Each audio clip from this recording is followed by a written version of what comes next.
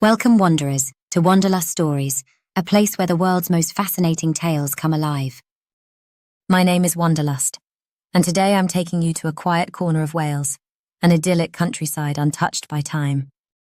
But beneath the mist and rolling hills lies a story you were never meant to hear. This is the story of an old house, a hidden key, and a job I should have never taken. It started the way most things do these days, with a job listing. I had just left London.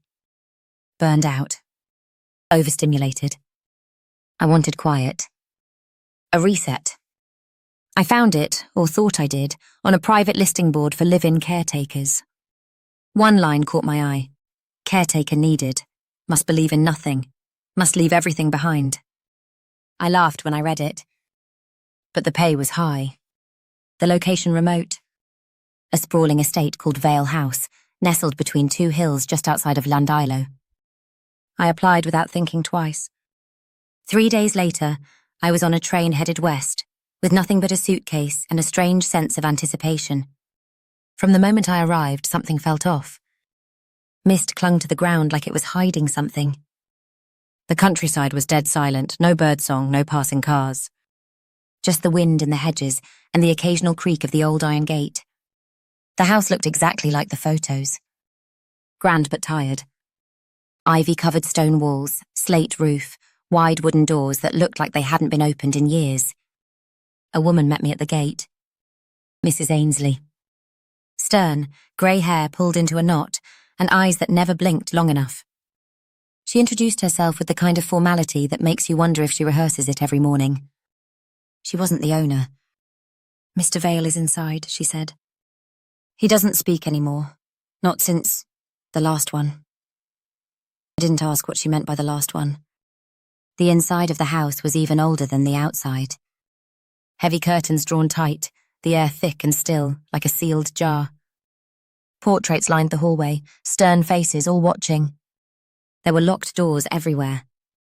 More locks than keys. Mr. Elias Vale sat in a velvet chair by the window in a room that smelled faintly of wax and lavender. He was old. Pale. Staring at nothing. But when I walked in, his eyes followed me. He didn't blink. My duties were simple. Cook. Clean. Keep him comfortable. That was it. But from the first night, I felt watched. Not just by Mr. Vale, but by the house itself. On the second morning, I found a brass key on my nightstand. No note. No explanation. The metal was cold and heavy, and I hadn't seen a lock in the house that would fit it.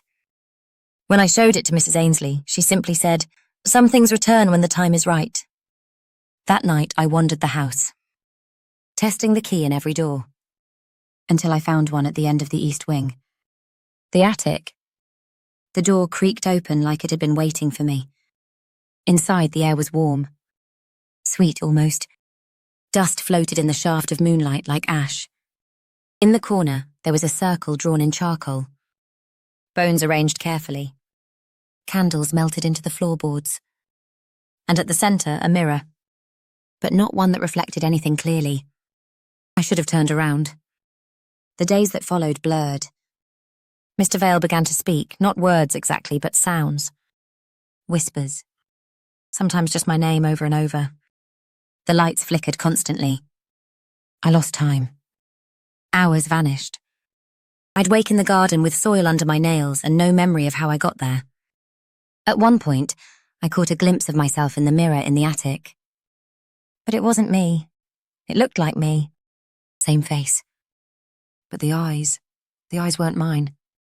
I started writing everything down. Notes in my journal. Times. Dates. What I saw. What I heard. I'd find those pages torn out by morning. One night, I followed the sound of humming, low, rhythmic, and found Mrs. Ainsley standing in the dining room, whispering something in Welsh I didn't understand. She stopped when she saw me. "You're settling in," she said softly. "The house likes you." I asked her what that meant. She just smiled. It all came to a head on the 12th night. The attic door was open when I woke. Candlelight spilled down the hallway. Mr. Vale was gone from his chair. I followed the light, my heart pounding. When I entered the attic, I saw him, standing, tall, young, his skin smooth again, his eyes sharp. "You've done well," he said. "You were clean, you didn't believe, that's what the house needs." He stepped forward, reached for me. I tried to run, but the floor beneath me gave way. Not in the literal sense, but in that sinking feeling where you know you've already lost. I felt something pull at my chest.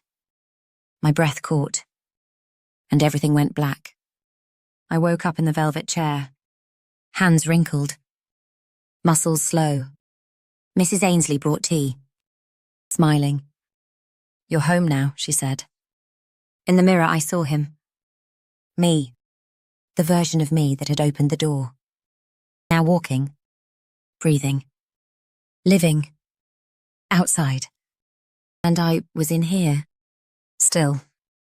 Thank you for joining me for this chapter of Wanderlust Stories. If this journey sent a chill down your spine, be sure to like, subscribe, and turn on notifications so you never miss another tale. And remember, some homes aren't meant to be entered. And some jobs were never meant to be survived. Until next time, wander carefully. This is Wanderlust signing off.